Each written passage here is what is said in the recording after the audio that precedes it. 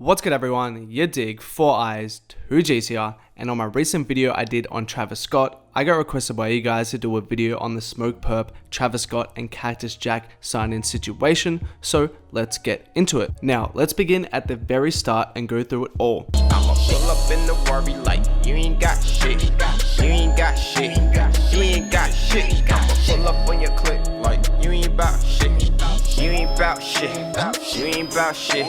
Moving on this way, all them niggas fake. Shipments coming in cause we get it by the crate. Fuck the 9 to 5, bitch, I'm posted on that block. So, Travis Scott would announce the start of his very own label, Cactus Jack, around early March 2017.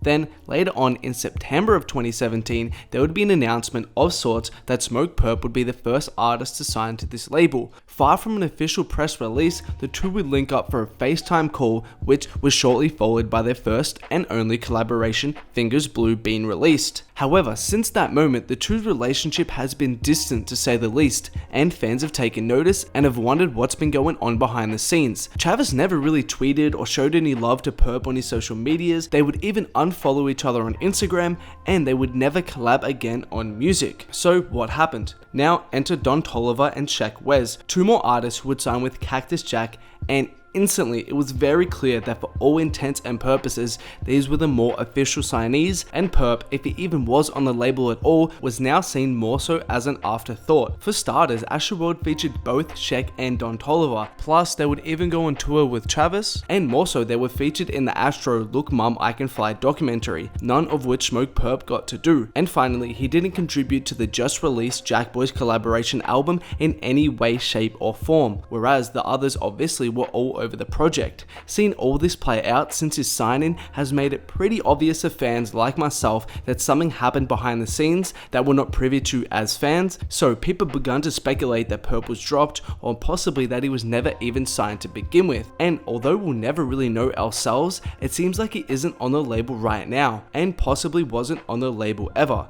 And before we go on guys, quick shout out from my Instagram. Big shout outs goes to Leo Mochi, appreciate you. If you guys haven't, make sure to follow me on Instagram at yadiiiigg.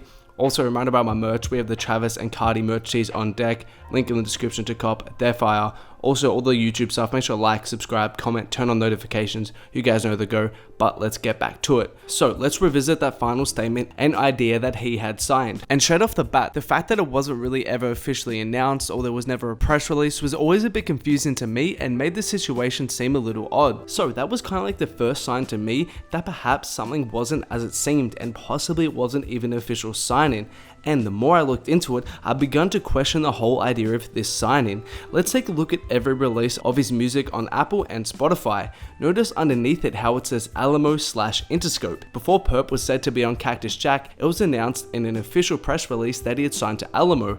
However, when you look at the release of Don Toliver, Sheck Wes and Travis Scott's Astroworld, it very clearly states Cactus Jack, and that basically confirms right there that Purpp is not currently on Cactus Jack in an artist capacity. However, people began to speculate that perhaps Smokepurpp was signed to Travis in a management capacity, separate and different from the way Don Toliver and Sheck are, in the sense that Travis and Cactus Jack acts more so in a management role to oversee his career, to possibly handle deals outside of music, manage his expenses and stuff like that. If you don't get what I mean by this, take Lil Uzi for example. Lil Uzi quote unquote signed to Roc Nation, but it's just a management deal. So although Uzi is technically on Roc Nation as the website shows, his music situation is still the same and is still being released through Atlantic as his recent single show. So yeah, it's definitely an interesting situation to see play out, because finally we would get confirmation at the start of the month by Complex that Smokepurpp is actually not signed to Cactus Jack at all. However, unfortunately, this doesn't really answer all of the questions that I and probably you guys have, because why was it announced in the first place that he was? Why did it take this long for it to be confirmed that he wasn't? And why did that situation never get fully explained by any of them?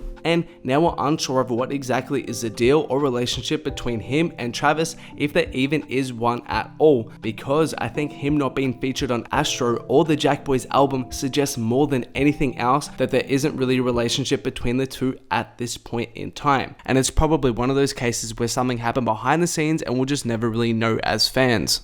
But That's all from me today, guys. Thanks a lot for watching. Make sure to let me know what you guys thought about it in the comments below. Also, like button, hit that, subscribe button, hit that, notification bell, turn that on. And there are more videos of mine on screen right now. Do make sure to check them out if you haven't.